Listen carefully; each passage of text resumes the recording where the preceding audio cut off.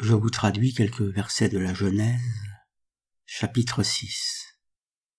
Dans sa version latine, Genesis caput sextum. La Genèse, c'est le début de la Bible.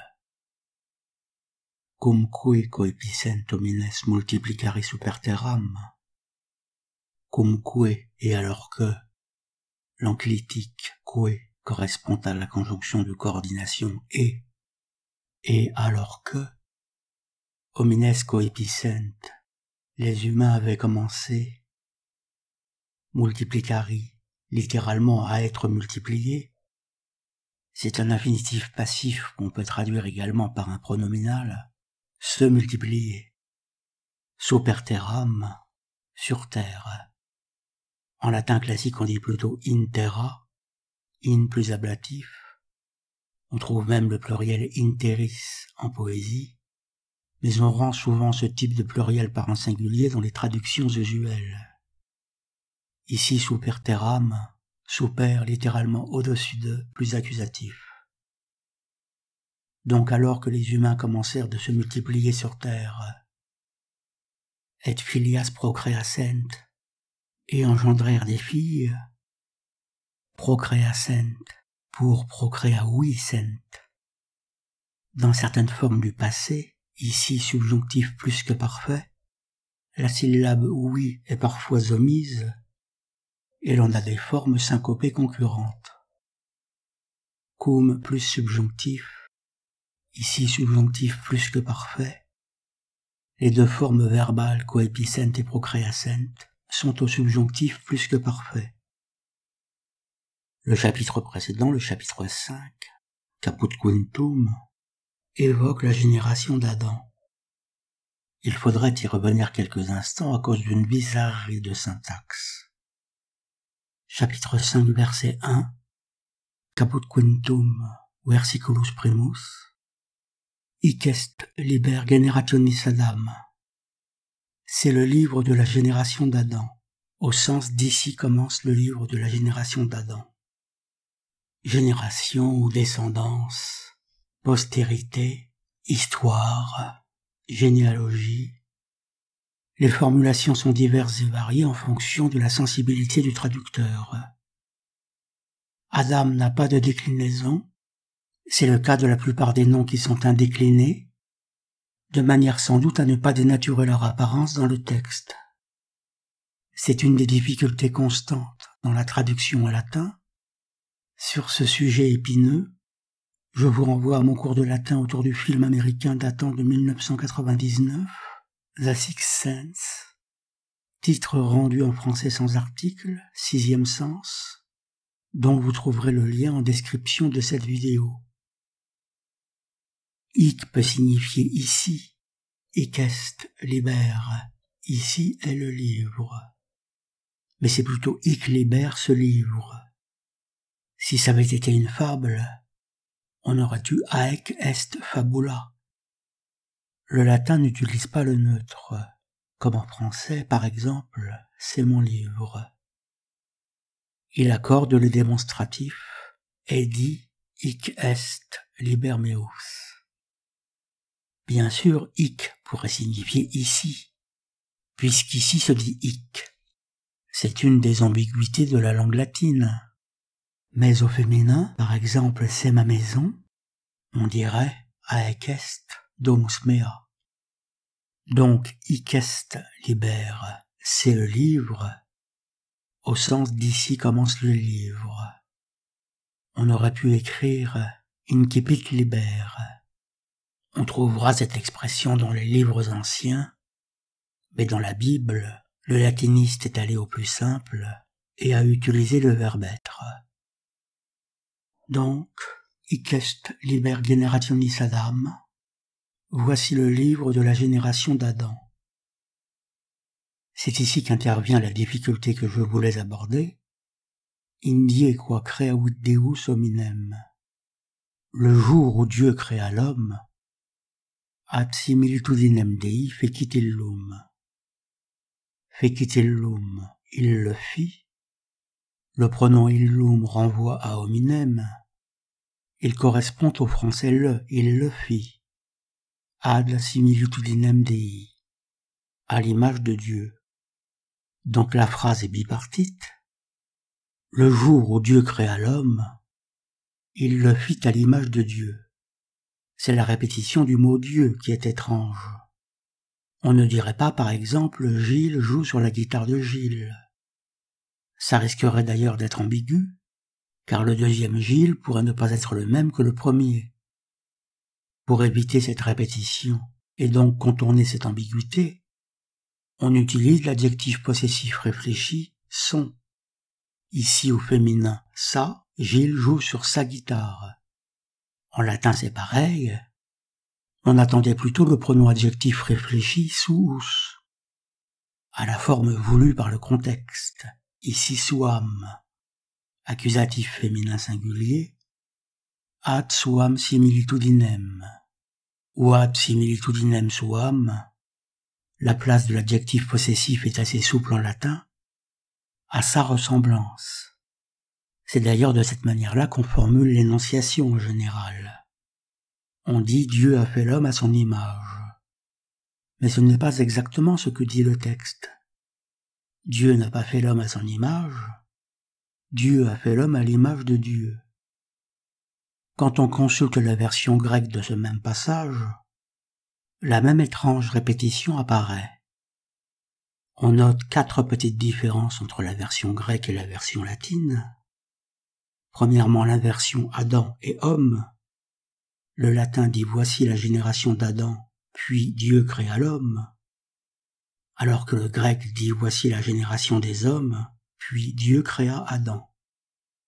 Deuxièmement, homme est au pluriel dans la version grecque, anthropon, des hommes, génitif pluriel, alors qu'il est au singulier dans la version latine, hominem, accusatif singulier. Troisièmement, on retrouve la même répétition du mot Dieu en grec, o théos, mais il n'y a pas d'article au génitif, théou tout court et non tout théou. Comme le latin n'a pas d'article, on ne peut pas savoir ce qu'eût écrit le latiniste s'il avait existé. Mais on constate en grec l'existence de l'article nominatif, o théos, et son inexistence au génitif, théou tout court. Quatrièmement, la même forme verbale grecque a été utilisée, epoiesen, alors que la version latine fait preuve d'une sorte d'effort littéraire avec créavit en face de fécit. Créavit, parfait de créo. On reconnaît le verbe créer, et fécit, parfait de facio. On reconnaît le verbe faire. En grec, dans les deux cas, on a epoiesen, aoriste de poio, faire. À la troisième personne, on a epoiesé ou epoiesen, avec un U final devant voyelle pour éviter un hiatus. La racine po du verbe poio se retrouve dans le français poète. Le poète est un faiseur. Je vous renvoie à mon étude Mon rêve familier du poème saturnien de Verlaine, disponible sur The Book Edition, dont le lien se situe en description de cette vidéo. À une époque, ces textes étaient en libre téléchargement en format PDF, mais les failles, FAI, les fournisseurs d'accès Internet, ont supprimé ce qu'ils appelaient les pages perso, c'est-à-dire le site que l'abonné pouvait se créer. Le site ayant disparu, la possibilité du téléchargement du PDF a disparu dans la foulée. Et un site comme Mon Best-Seller n'héberge gratuitement qu'un seul livre. Vous y trouverez, pour ceux qui ont quelques instants à y consacrer, mon conte de fées échiquéen, le tournoi d'échecs. Mais de toute façon, tout cela est assez illisible. J'en déconseille et l'achat et la lecture. Je ne les signale qu'à titre indicatif. Ces écrits ne concernent que les happy few, les quelques heureux, les chercheurs isolés et autres dilettantes, qui se comptent sur les doigts de la main gauche de Django Reinhardt. Donc, on constate, dans la version grecque, la même bizarre répétition du mot Dieu. Aute e biblos geneseos anthropon. Voici le livre de la génération des hommes. On a une présentation similaire à celle du latin. avec aote qui est un démonstratif au féminin, car ebiblos, le livre, est un mot féminin. En grec ancien, on a to biblion au neutre ou ebiblos au féminin. Le verbe être est sous-entendu en grec, aote ebiblos, littéralement ce livre, c'est-à-dire c'est le livre, si l'on rajoute le verbe être. Dans le même sens qu'expliqué précédemment, c'est ici que commence le livre. Geneseos, génitif singulier de la Genèse. Anthropone, génitif pluriel des hommes. Ensuite, on a la même phrase bipartite. Eiemerai epoiesen otheos ton Adam. Eiemerai le jour où. Ces deux mots sont au datif, signalés par le iota souscrit. Le petit iota qu'on voit en dessous du pronom est, ou ei, si l'on prononce légèrement ce iota, et en dessous de l'alpha final d'emera, le jour. On reconnaît le français éphéméride, où la racine d'emera apparaît. Donc eiemerai correspond au latin indie quoi. Epoiesen otheos. On aurait pu avoir dans l'ordre français otheos epoiesen, le Dieu fit. Donc otheos, sujet au nominatif. Ton, Adam, littéralement l'Adam. Le grec ne dit pas Socrate, mais le Socrate. D'où l'article ton à l'accusatif, ton Adam, complément d'objet direct des poiesen.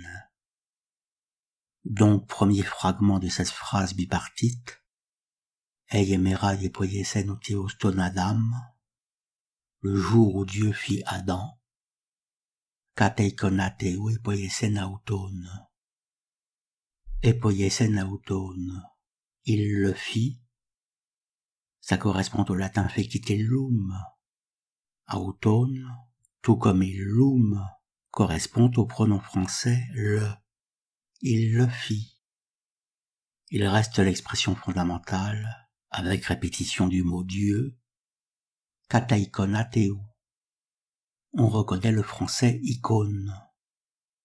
L'alpha final de la préposition kata s'élite devant une voyelle, en l'occurrence l'epsilon initial d'eikona. Mais contrairement au français dans la présentation, l'espace entre les deux mots est maintenu. On a donc kappa alpha to apostrophe espace eikona. Ici théo n'a pas d'article, le génitif de o est tout. Avec l'article, on aurait eu toutéu. Kateikona toutéu à l'image de Dieu. Mais ce n'est pas kateikona toutéu, c'est kateikona théu, sans article, littéralement à l'image d'un Dieu. Donc Dieu a fait Adam à l'image d'un Dieu. Aote biblos geneseos anthropone. Voici le livre de la génération des humains. Eiemerai, le jour où. Epoiesen otheos ton Adam, Dieu fit Adam. Kateikonateu, à l'image d'un Dieu. Epoiesen auton, il le fit. Il faut remonter au chapitre 1 de la Genèse, caput primum Genesis, versets 26 et 27, versiculus vicesimus sextus et vicesimus septimus, pour avoir d'autres formulations du même genre, c'est-à-dire la confirmation d'une difficulté particulière. Au verset 26 du chapitre 1er, in versiculo vicesimus sexto capitis primi, nous lisons et ait, et il dit, sous-entendu Deus, et Dieu dit, faciamus hominem ad imaginem et similitudinem nostram. Faisons l'homme à notre image et à notre ressemblance. Et au verset suivant, et creavit Deus hominem ad imaginem suam, et Dieu créa l'homme à son image, ad imaginem Dei creavit illum. Il le créa à l'image de Dieu. Illum, comme précédemment, renvoie à hominem, il correspond au français le, il le créa, ad imaginem Dei, à l'image de Dieu. Donc une première fois, on a l'adjectif possessif réfléchi, suam, ad imaginem suam, mais ensuite on assiste en quelque sorte à une rechute, et l'on réutilise le génitif Dei, ad imaginem Dei, à l'image de Dieu. Si l'on remplace illum par hominem, et si l'on rajoute le sujet Deus dans ce second fragment, on obtient Deus creavit hominem ad imaginem Dei. Dieu a créé l'homme à l'image de Dieu. Donc on voit que l'adjectif réfléchi suam n'a pas duré très longtemps. Il a été, pour ainsi dire, rectifié immédiatement. Comparons avec la version grecque. Au verset 26 du chapitre 1, on lit Kai eipen o Theos, et Dieu dit. Dans la version latine, Deus est sous-entendu. On a simplement et ait, et il dit Poiesomen anthropon kateikonai meteran kai katomoiosin. Poiesomen anthropon, faisons l'homme, ça correspond à faciamus hominem en latin. Kateikonai meteran, à notre image. Kai katomoiosin, et à notre ressemblance. Le français répète l'adjectif possessif mais pas la préposition, selon notre image et notre ressemblance. Le grec répète la préposition kata, mais pas l'adjectif possessif et météran, comme s'il disait selon notre image et selon ressemblance. Kateikonai météran, selon notre image, et météran à l'accusatif féminin singulier, notre. Kai katomoiosin, littéralement et selon ressemblance. Sous-entendu émétéran, notre ressemblance. Et au verset 27, on lit Kai epoiesen o Theos ton anthropon, et Dieu fit l'homme, et l'on constate que le latiniste a rajouté ad imaginem suam, à son image, précision qui n'apparaît pas dans le texte grec. Et ensuite on a la répétition de la formule avec une précision, Kateikonateu et poiesen auton. Il le fit à l'image d'un dieu. Dans la première partie, on a le sujet o Theos et le complément d'objet direct ton anthropon. Dans la seconde partie, le sujet o Theos est sous-entendu. Le complément d'objet direct ton anthropon devient le pronom auton, le en français, il le fit. Et l'on a la précision kateikonateu, à l'image d'un dieu. Le texte semble hésiter à tout nous dire en une seule fois. Il procède par phrases bipartites. Dieu fit l'homme, il le fit à l'image d'un dieu.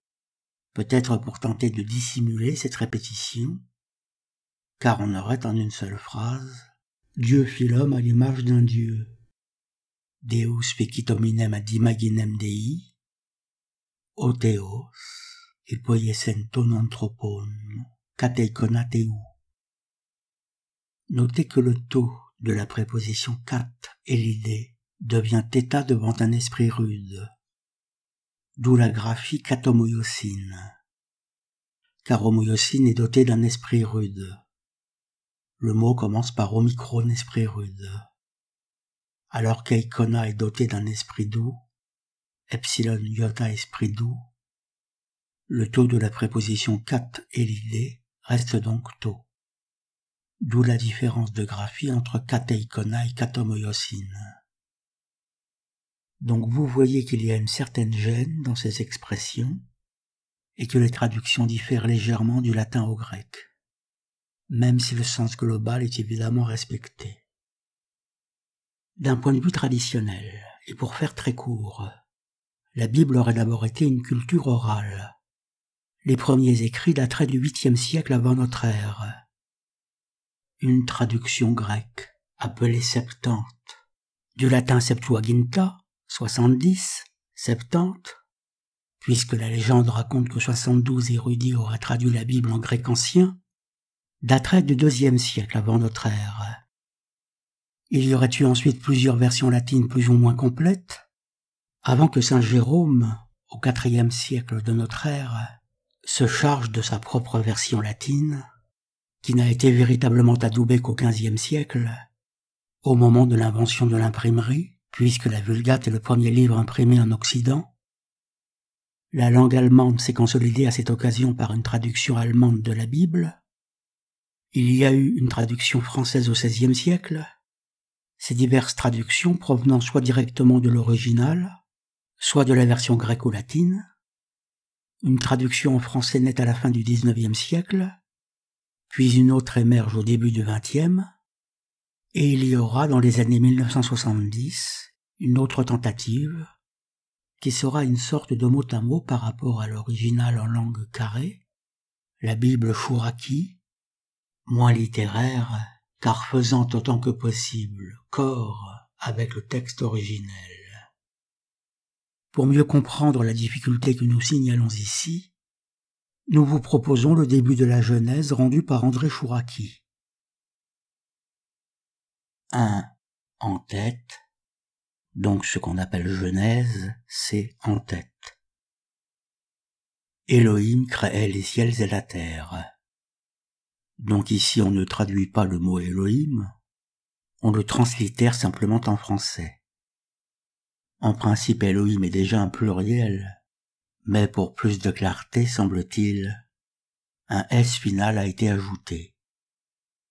D'après les spécialistes, El ou Eloi serait le singulier, Elohim le pluriel. Le verbe est au singulier.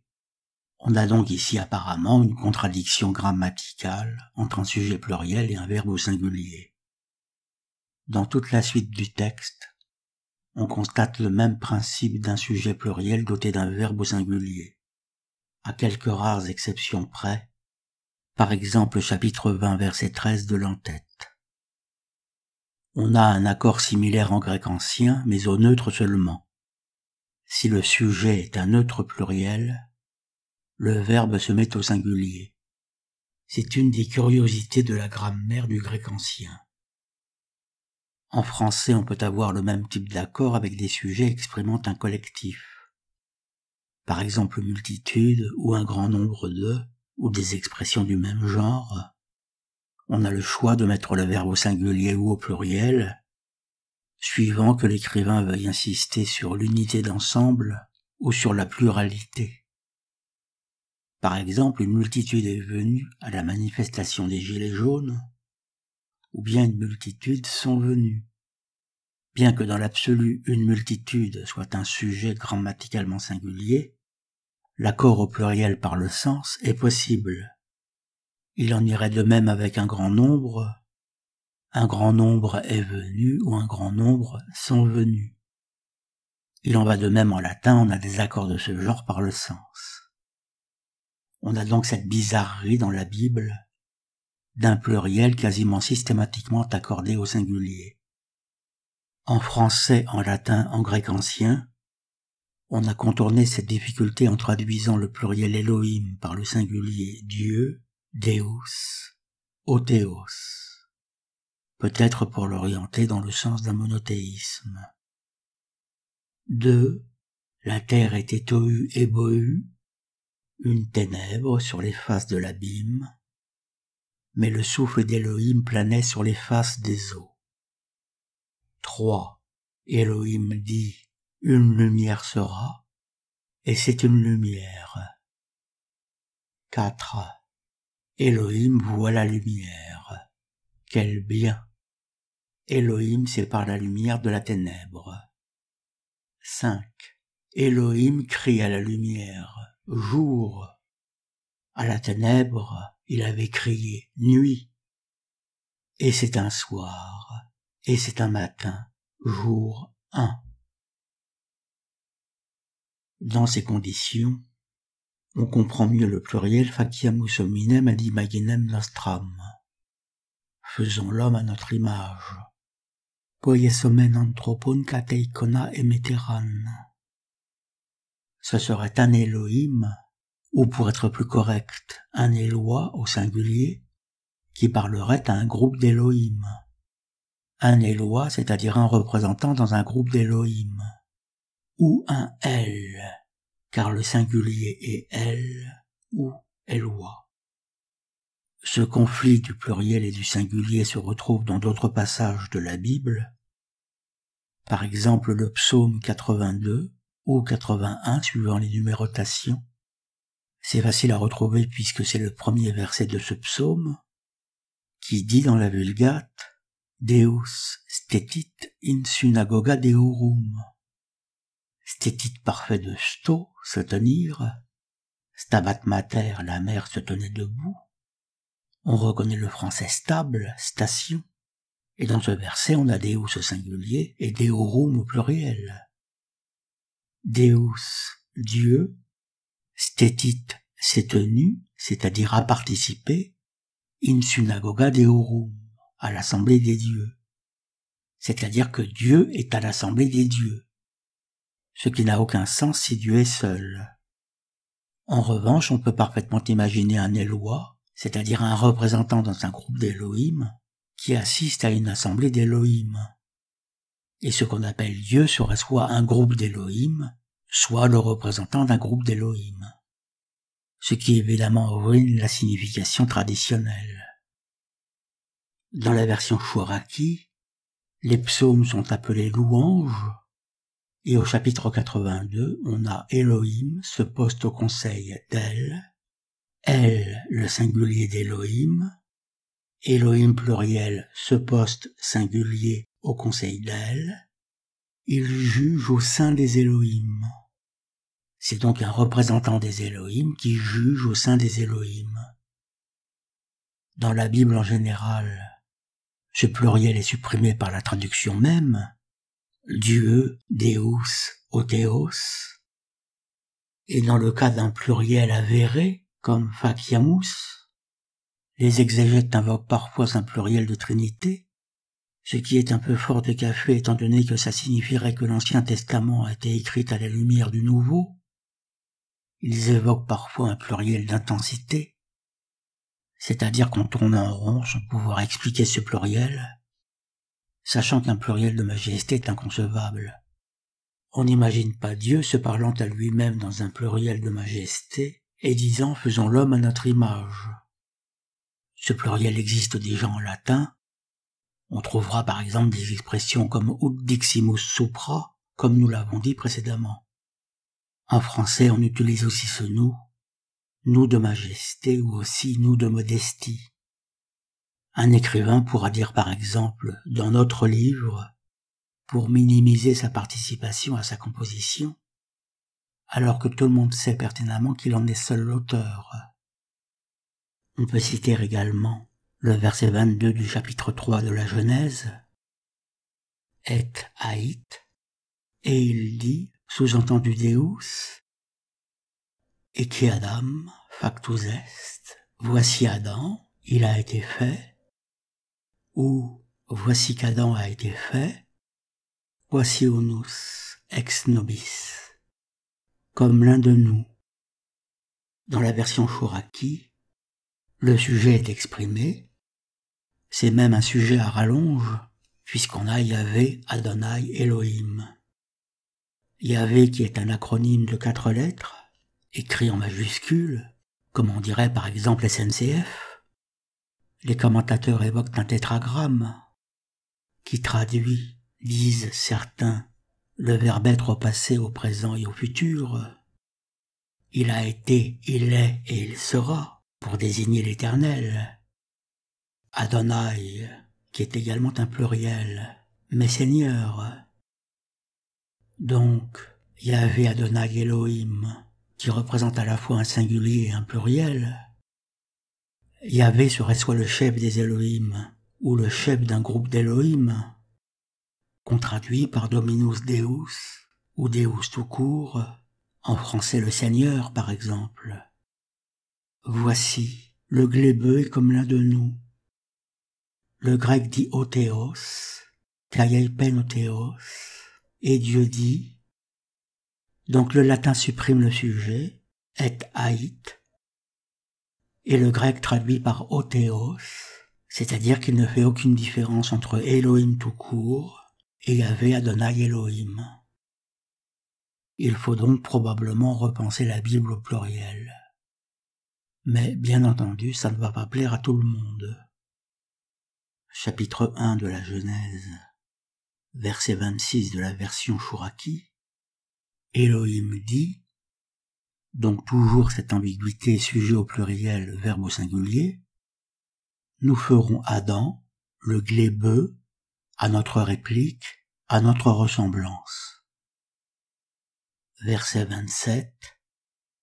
Elohim crée le glébeux à sa réplique. À la réplique d'Elohim, il le crée. On retrouve souvent cette double formulation. Je reprends maintenant le chapitre 6 de la Genèse. On a vu le verset 1. Cumque coepicent homines multiplicari super terram et filias procreascent. Et quand les humains commencèrent de se multiplier sur terre et engendrèrent des filles, videntes filii Dei filias hominum quadescent pulcrae. Ici videntes a une double construction. Videntes, participe présent au pluriel, voyant. Videntes filias, voyant les filles.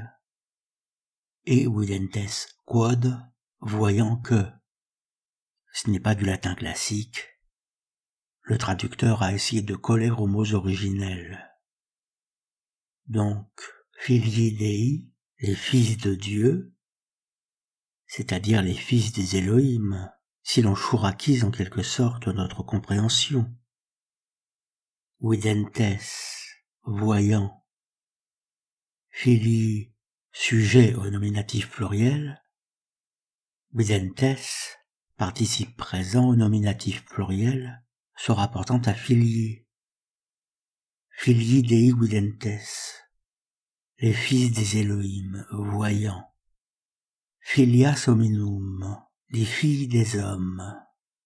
Et videntes, sous-entendu, et voyant également, deuxième construction, dans une sorte de parataxe du participe videntes. Quadescent pulcrae, qu'elles étaient belles. Essent est ici au subjonctif imparfait, dans la construction videre quod, voir que, qui n'est pas une construction classique. Le latiniste use du subjonctif. On a souvent des formules du genre et Deus vidit quodescet bonum, et Dieu vit que c'était bon. Le subjonctif indique que c'est l'opinion de celui qui le dit ou qui le pense. Donc, les fils des Elohim trouvent les filles des hommes belles. Quadescent pulcrae, qu'elles étaient belles selon eux, qu'elles étaient à leur goût. Acceperunt sibi uxores, acceperunt parfait d'acipio, prendre, accepter, recevoir. Littéralement, acceperunt, ils prirent, sibi, pour eux, uxores, femmes, épouses. Ils les prirent pour femmes, ex omnibus, parmi toutes celles, quas elegerant, qu'ils avaient choisies. Elegerant, plus que parfait du verbe eligo, choisir, trier, élire.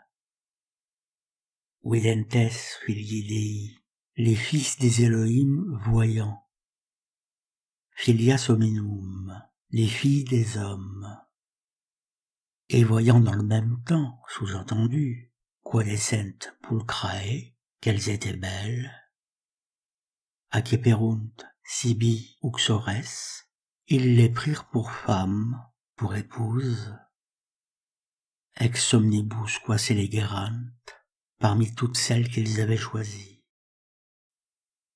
Donc, on nous explique ici que les humains sont issus d'un croisement artificiel entre les Elohim et les filles humaines choisies parmi les plus belles. Dans cette interprétation, Dieu est le chef local d'un groupe d'Elohim spécialisé dans la manipulation génétique et est désigné par un tétragramme écrite en majuscule dans le texte, et que certains puristes ne prononcent pas, selon une injonction qui stipule de ne pas énoncer ce nom en vain. Dans le verset suivant, on précise que nous sommes programmés pour une durée de 120 ans. Dixitque Deus, et Dieu dit, non permanebit spiritus meus, mon souffle, mon esprit, mon âme ne se maintiendra pas, innominé dans l'homme, sous-entendu, engendré dans les conditions précédemment précisées, c'est-à-dire par le métissage des Elohim avec des filles humaines, car le rapprochement des deux races a pour objet évident la procréation. In aeternum, pour l'éternité. Ici, aeternum peut désigner soit un temps effectivement infini, soit une très longue durée, par exemple avoisinant un millénaire. Quia caro est, parce qu'il est cher, c'est-à-dire fait de chair. Caro, la chair, mot féminin qui fait carnis au génitif. On reconnaît la racine française carne, et pour les gourmets le chili con carne. Eruntque dies illius, littéralement et ces jours seront. Illius renvoie à hominer, les jours de celui-ci, ces jours, les jours de l'homme ainsi créé, c'est-à-dire son temps de vie, centum viginti annorum, 220 ans. L'expression est au génitif pluriel, ces jours seront 220 ans, mais seul annorum est décliné, parce que centum, 100, et viginti, 20, sont indéclinables. Donc l'expression centum viginti annorum est au génitif, mais seul annorum en a la marque. Dixitque Deus, et le chef des Elohim dit, non permanebit spiritus meus innomine in aeternum, mon souffle vital ne se maintiendra pas chez l'humain pour l'éternité, quia caro est, parce qu'il est fait de chair. Erunque dies illius centum viginti annorum, et ses jours seront de 120 ans. Dans la version Chouraki, les 3 premiers versets du chapitre 6 de l'entête sont ainsi conçus. 1. Et c'est quand le glébeux commence à se multiplier sur les faces de la glèbe. Des filles leur sont enfantées. 2. Les fils des Elohim voient les filles du glébeux. Oui, elles sont bien. Ils se prennent des femmes parmi toutes celles qu'ils ont choisies. 3. Yahvé Adonai dit, mon souffle ne durera pas dans le glébeux en pérennité. Dans leur égarement, il est cher. Ses jours sont de 120 ans. La notion d'égarement est absente des versions traditionnelles. Il semble qu'elle soit liée au fait que l'homme soit fait de chair. L'humain étant fait de chair, c'est à ce titre un égaré. Puisque glébeux est au singulier dans ce verset, on attendait plutôt dans son égarement en français, dans leur égarement, signifiant dans l'égarement des glébeux au pluriel. Le terme de glébeux vient de ce que le premier homme est conçu par les Elohim à partir de la glèbe, ce qui est annoncé au verset 7 du chapitre 2 de l'entête. Yahvé Adonai Elohim forme le glébeux. Adam, poussière de la glèbe. Adama. Il insuffle en ses narines haleine de vie. Et c'est le glébeux, un être vivant. Le nom d'Adam est absent des versions françaises, latines et grecques de ce passage. Les traducteurs ont fait ce qu'ils ont pu en présence d'un texte essentiellement problématique. la longévité des premiers glébeux était beaucoup plus importante, et se comptait en siècles. C'est ce qu'on apprend au chapitre 5 de l'Entête, qui expose la génération d'Adam. La première colonne indique le nom du futur patriarche. Je dis futur parce qu'on est à 0 ans, on n'est pas patriarche à la naissance. La deuxième colonne contient l'âge qu'il avait quand il a eu son premier enfant masculin. La troisième, le nom de ce garçon. La quatrième, le temps vécu par ce père nommé en début de ligne après cette naissance. Et la cinquième, le temps total de sa vie, qui correspond à titre de cohérence d'ensemble à l'addition des deux autres nombres de la ligne.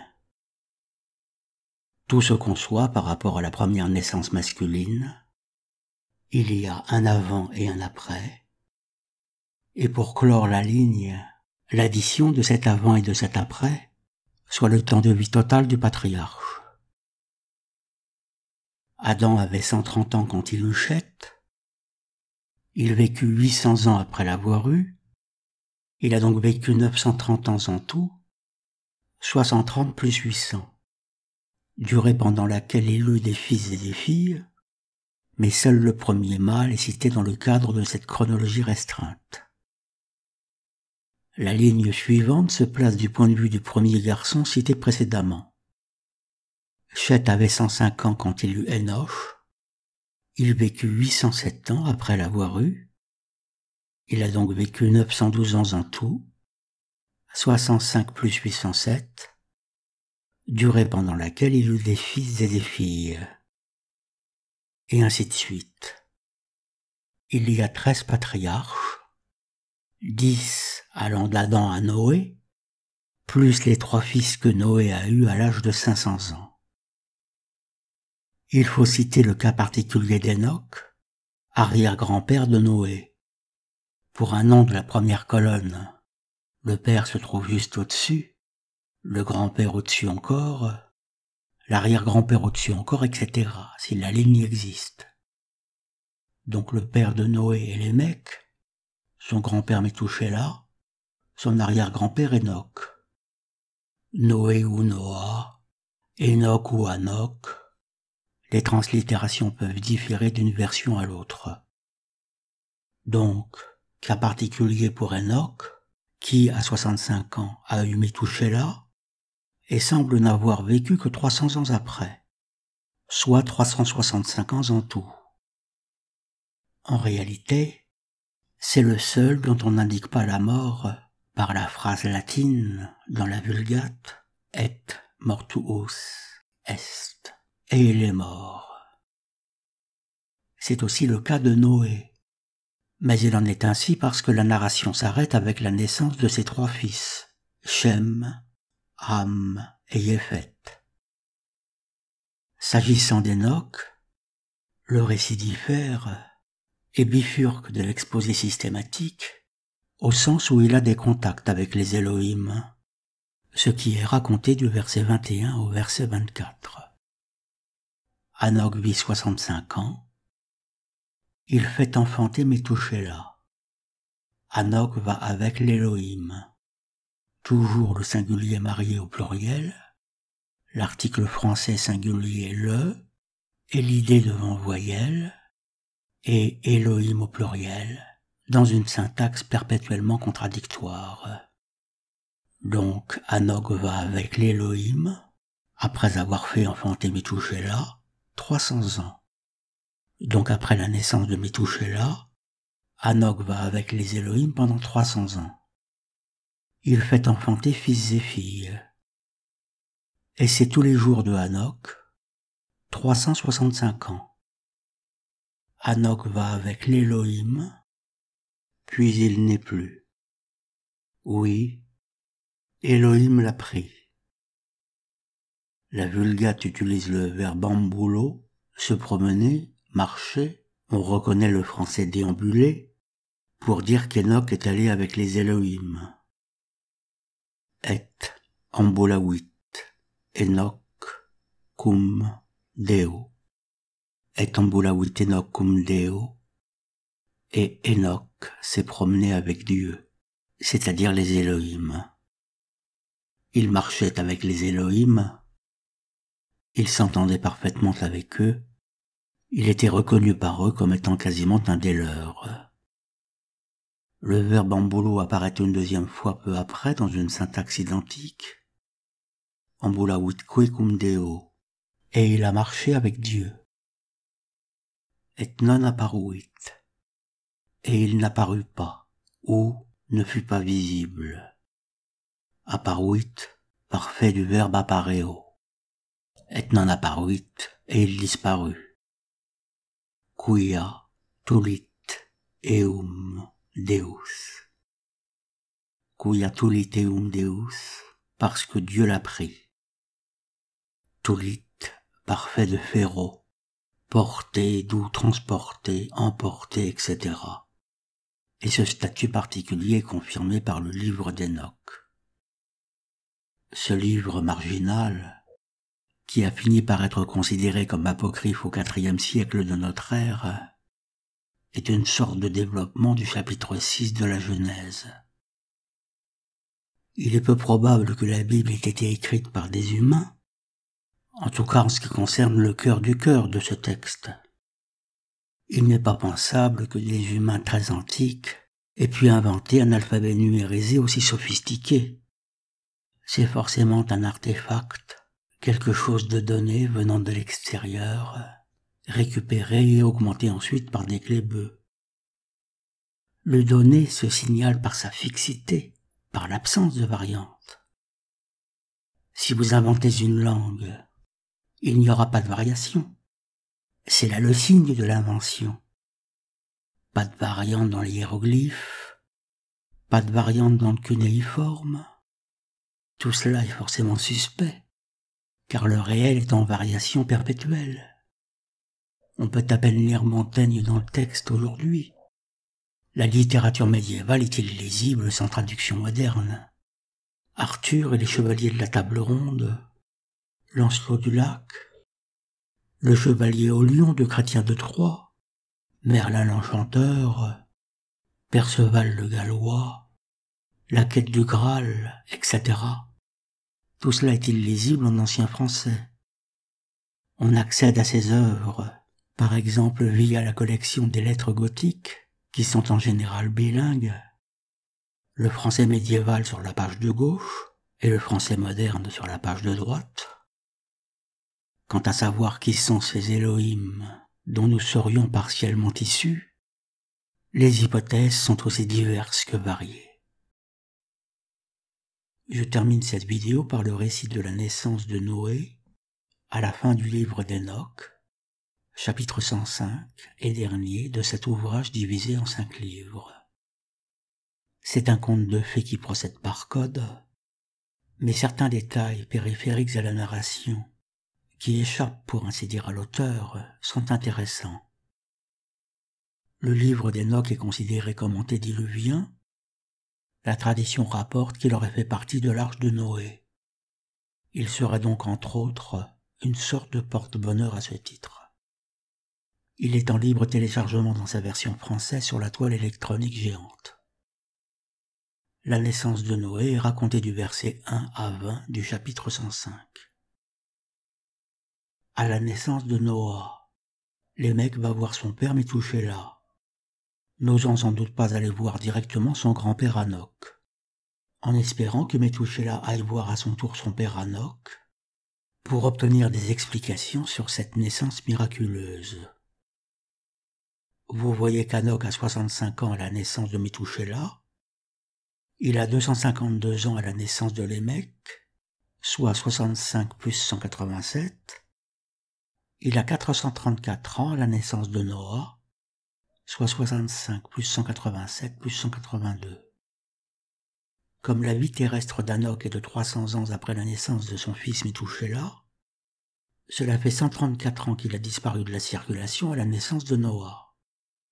Mais tout ce beau monde sait qu'Hanoch a été enlevé par les Elohim, qu'il a été en quelque sorte adopté par eux, et semble ne pas douter pouvoir, malgré tout, entrer en communication avec lui. D'où ce récit dans le genre fantastique de la naissance de Noah, relaté par Enoch à la fin de son livre. Après quelque temps, Mathusalah, mon fils, donc c'est Enoch qui parle de lui à la première personne, Mathusalah, mon fils, donna une femme à son fils Lamech. Donc Mathusalah donne une femme à son fils Lamech. Celle-ci, devenue enceinte, mit au monde un enfant dont la chair était blanche comme la neige et rouge comme une rose, dont les cheveux étaient blancs et longs comme de la laine, et les yeux de toute beauté. À peine les eut-il ouverts, qu'il inonda de lumière toute la maison, comme de l'éclat même du soleil. Et à peine fut-il reçu des mains de la sage-femme, qu'il ouvrit la bouche en racontant les merveilles du Seigneur. Alors Lamech, son père, plein d'étonnement, alla trouver Mathusalah, et lui annonça qu'il avait un fils qui ne ressemblait point aux autres enfants. « Ce n'est point un homme, dit-il, c'est un ange du ciel. À coup sûr, il n'est point de notre espèce. Ses yeux sont brillants comme les rayons du soleil. Sa figure est illuminée. Il ne paraît pas être de moi, mais d'un ange. Je crains bien que ce prodige soit le présage de quelque événement sur la terre. Et maintenant, ô mon père, je te supplie d'aller trouver Enoch, mon aïeul, et de lui en demander explication, car il fait sa demeure avec les anges. On a ici une nouvelle expression qui complète tulit eum Deus, tulit eum Deus, Dieu l'a pris. Il fait sa demeure avec les anges, et l'on retrouve ici le pluriel. Faire sa demeure avec les anges signifie être dans le secret des dieux. Voilà pourquoi ils sont si certains d'avoir une explication sur ce miracle. Après avoir ouï les paroles de son fils, Mathusalah vint me trouver aux extrémités de la terre.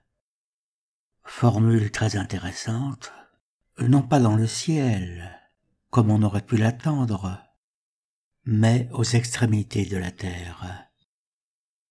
On peut dédicacer cette formule à l'amiral Byrd, qui, à son retour d'une expédition en Antarctique dans les années 1940, déclarait qu'il y avait des continents inconnus de l'autre côté du pôle sud. On the other side of the South Pole. Je vous renvoie à ma vidéo intitulée Théorème de Pythagore et Terre plate, dont vous trouverez le lien en description de cette vidéo. Donc, après avoir ouï les paroles de son fils, Mathusalah vint me trouver aux extrémités de la terre, car il savait que j'y étais, et il m'appela. À sa voix, j'accourus à lui, et je lui dis, « Me voici, mon fils, pourquoi es-tu venu me trouver ?» Et il me répondit, « Un grand événement m'amène auprès de toi, une merveille, difficile à comprendre, dont je viens te demander explication. Écoute donc, ô mon père, et sache que mon fils Lamech vient d'avoir un fils qui ne lui ressemble nullement, et qui ne paraît pas appartenir à la race des hommes. Il est plus blanc que la neige, plus rouge que la rose. Ses cheveux sont plus blancs que la laine, et ses yeux jettent des rayons comme le soleil.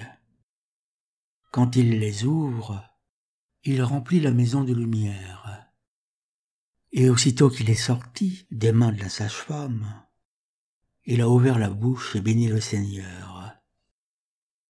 Son père, Lamech, effrayé de cette merveille, est accouru vers moi, ne croyant pas que cet enfant était de lui, mais qu'il était né d'un ange du ciel.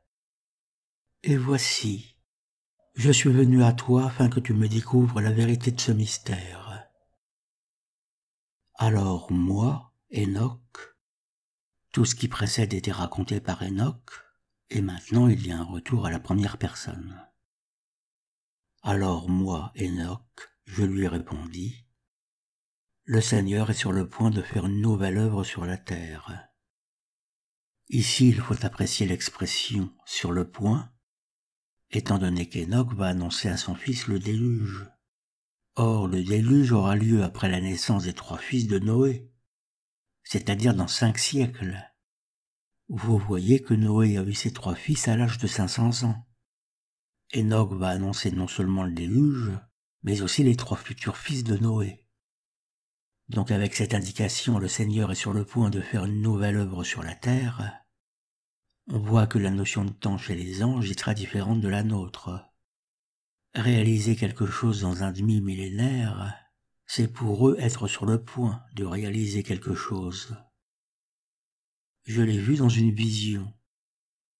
Donc l'avenir leur apparaît. Il est d'ailleurs probable que la communication se fasse par transmission de pensée, dans une sorte d'immédiateté où la notion de temps est quasiment abolie. Je t'ai parlé du temps de mon père Jared. Ici la formule du temps de mon père est très instructive, car Jared vit 800 ans après la naissance de son fils Hanoch. Or, Hanoch a 434 ans à la naissance de Noah. Donc le père d'Hanoch vit toujours. Du temps de mon père doit signifier du temps de ma vie terrestre, c'est-à-dire pendant les 3 siècles après la naissance de Métouchéla, où Hanoch devait logiquement fréquenter son père. Je t'ai parlé du temps de mon père Jared, de ceux qui, nés du ciel, avaient cependant transgressé la parole du Seigneur. Voici, ils commettent l'iniquité, et ils ont transgressé les ordonnances, et habité avec les femmes des hommes. Donc on retrouve ici les Elohim avec les femmes humaines, et engendrait avec elles une postérité infâme. Pour ce crime, une grande catastrophe surviendra sur terre. Un déluge l'inondera et la dévastera pendant 1 année. Donc les Elohim n'étant pas satisfaits de leur créature, ils décident en quelque sorte de tirer la chasse. Cet enfant qui vous est né survivra seul à ce grand cataclysme avec ses 3 fils. Donc on annonce et le déluge et la naissance de 3 fils 500 ans avant. Et le père dit tranquillement à son fils qu'il ne fait pas partie des survivants. Quand tout le genre humain sera détruit, lui seul sera sauvé. Sous-entendu avec ses 3 fils, puisqu'il vient de le dire. Et ses descendants enfanteront sur la terre des géants, non pas nés de l'esprit, mais de la chair. La terre sera donc châtiée, et toute corruption sera lavée. Donc les Elohim n'étant pas satisfaits de leur créature, ils les exterminent, en leur faisant endosser la responsabilité de leur imperfection. C'est pourquoi, apprends à ton fils Lamech que le fils qui lui est né est véritablement son fils, qu'il l'appelle du nom de Noah, parce qu'il vous sera survivant. Lui et ses fils ne participeront point à la corruption, et se garderont des péchés qui couvriront les faces de la terre. Donc on voit qu'il n'y aura pas beaucoup de progrès, puisqu'on nous annonce que les péchés couvriront la face de la terre. C'est d'ailleurs confirmé juste après, dans une remarque de type PPDH, pas piqué des hannetons. Malheureusement, après le déluge, l'iniquité sera encore plus grande qu'auparavant. Donc le déluge n'aura pas été une solution très efficace. Et ce sont les anges, ou assimilés, qui le disent eux-mêmes. Car je sais ce qui doit arriver. Le Seigneur lui-même m'en a révélé tous les mystères, et j'ai pu lire dans les tables du ciel. Donc tout est affiché dans une sorte d'agenda céleste. J'ai lu que les générations succéderont aux générations jusqu'à ce que se lève la race sainte, jusqu'à ce que le crime et l'iniquité disparaissent de la face de la terre, jusqu'à ce que tous participent à la justice. On se demande bien ce que peut être cette race sainte qui éradique le crime et l'iniquité de la face de la terre, dans un monde comme le nôtre où tout est inversé, où le faux est consubstantiel à toutes les vérités officielles. Mais il est vrai qu'une rose peut pousser sur un tas de fumier. Et maintenant, ô mon fils, va et annonce à ton fils Lamech que l'enfant qui lui est né est véritablement son fils, et qu'il n'y a aucune fraude dans sa naissance. Et quand Mathusala eut entendu les paroles de son père Enoch, qui lui avait révélé tous les mystères, il s'en retourna plein de confiance, et appela l'enfant du nom de Noah, parce qu'il devait être la consolation de la terre après la grande catastrophe.